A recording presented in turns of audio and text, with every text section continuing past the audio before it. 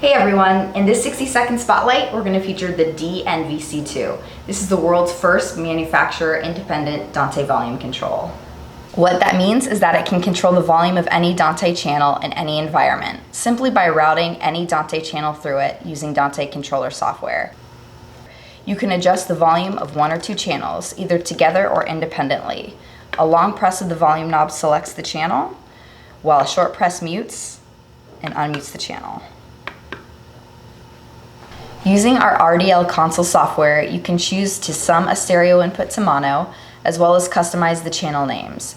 There are a number of other customizable settings, from the color of the screen to being able to lock screen access using PIN codes.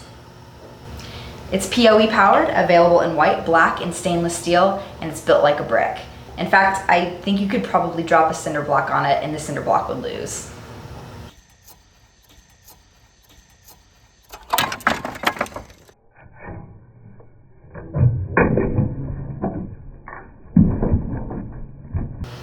There you go, that's the D-NVC2 Dante volume control, ready to handle whatever you throw at it without missing a beat.